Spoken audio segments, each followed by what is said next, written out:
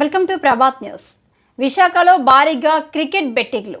పేదవాల్తీరులో ఓ gang నుంచి దాదాపు 80 bank ఖాతాల్లోని 45 లక్షల రూపాయలు సీజ్.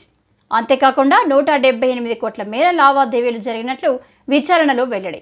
ఐపీఎల్ సీజన్ షురూ అయిన నేపథ్యంలో బెట్టింగ్ ముఠాల కార్యకలాపాలు పెరుగుతున్నాయి.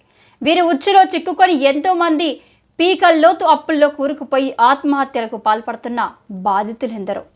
బెట్టింగ్ల కోసం బ్యాంకుల్లో బంగారాన్ని సైతం కుదవపెట్టేవారు కొందరైతే లోన్ యాప్లు, ప్రైవేటు ఫైనాన్షియర్ల వద్ద వడ్డీలకు కాసేవారు మరికొందరు.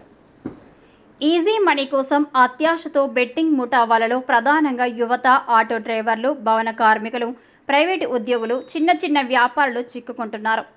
బెట్టింగ్లో 178 కోట్ల లావాదేవీలు. బెట్టింగ్లో లక్ ఎవరికో ఒకరికే అన్న సంగతి తెలిసే బెట్టింగ్లకు పాల్పడుతున్నారు. ఇందులో ఓడిపోవడంతో అప్పులు తీర్చలేక ఏకంగా ప్రాణాలు తీసుకుంటున్న ఉదాంతాలు నిత్యకృత్యమయ్యాయి. ఏపీలో ఎక్కువగా విశాఖలో ఈ బెట్టింగ్ ముఠాలకు సంబంధించి కేసులు ఎక్కువగా నమోదవుతున్నాయి. ఈ తరుణంలో ఈ ఏడాది జనవరిలో బెట్టింగ్ గ్యాంగుల స్థావరాలపై పోలీసులు దాడులు నిర్వహించారు. పేదవాల్తేరులోని అపార్ట్మెంట్లో ఒక బుకీ పట్టుపడగా పోలీసులు లోతుగా దర్యాప్తు చేసి దాదాపు 80 బ్యాంకు ఖాతాల్లోని 45 లక్షలను సీజ్ చేశారు. నిందితులు బెట్టింగ్లను నిర్వహించి 178 కోట్ల మేర లావాదేవీలు జరిపినట్లు విచారణలో తేలింది. ఈ ఘటనలో ప్రధాన నిందితులతో సహా ఒక్కొక్కరిని అరెస్టు చేసే పనిలో పోలీసులున్నారు. ప్రస్తుతానికి అరెస్టైన నిందితుల సంఖ్య 13కు చేరింది. అరెస్టైన వారిలో ప్రధాన నిందితులు ఎక్కువగా రాజకీయ నేపథ్యం ఉంటుంది. దీంతో వారు ప్రస్తుతం బెయిల్పై బయటే ఉండడం గమనార్హం. అంతేకాకుండా మొన్నటి వరకు వైఎస్ఆర్సీపీలో ఉండి ఇటీవల కూటమి నేతల చెంత చేరారు.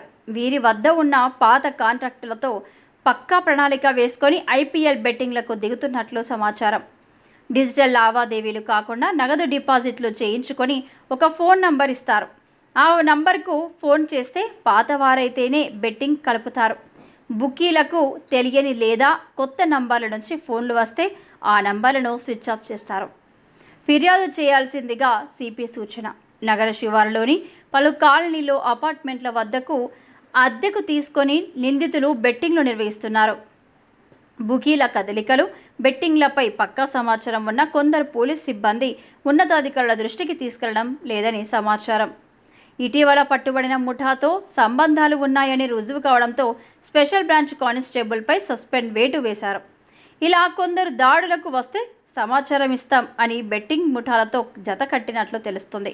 ఆన్లైన్, ఆఫ్లైన్ బెట్టింగ్ల వల్ల మోసపోయిన వారు ఫిర్యాదు చేస్తే నిందితులను అరెస్టు చేస్తామని సిపి షగ్గబ్రత బాగ్చి తెలిపారు. క్రికెట్ బెట్టింగ్లను నిర్వహిస్తున్న వారిని వదిలే ప్రసక్తి లేదని ఏపీ డీజీపీ హరీష్ కుమార్ గుప్తా హెచ్చరించారు. ఐపీఎల్ సీజన్ నేపథ్యంలో ఆన్లైన్, ఆఫ్లైన్ బెట్టింగ్లు, బుకీల కదలికపై ప్రత్యేక నిఘా ఏర్పాటు చేసినట్లు చెప్పారు. బెట్టింగ్లో డబ్బులు కోల్పోయి అప్పులు చేసి కుటుంబాన్ని చిన్నభిన్నం చేసుకోవద్దని సూచించారు. యువత, విద్యార్థులపై తల్లిదండ్రులు నిఘా పెట్టాలన్నారు. ఈ తరహా చట్ట వ్యతిరేక కార్యకలాపాలకు పాల్పడే వారిని వ్యవస్థీకృత నేరస్తులుగా పరిగణించి చర్యలు తీసుకుంటామన్నారు. సమాచారం ఉంటే వెంటనే పోలీసులకు సమాచారం అందించాలని డీజీపీ విజ్ఞప్తి చేశారు. బెట్టింగ్ ముఠాలో మోసపోయిన బాధితుల ఫిర్యాదు చేస్తే నిందితులపై కేసు నమోదు చేస్తామని తెలిపారు.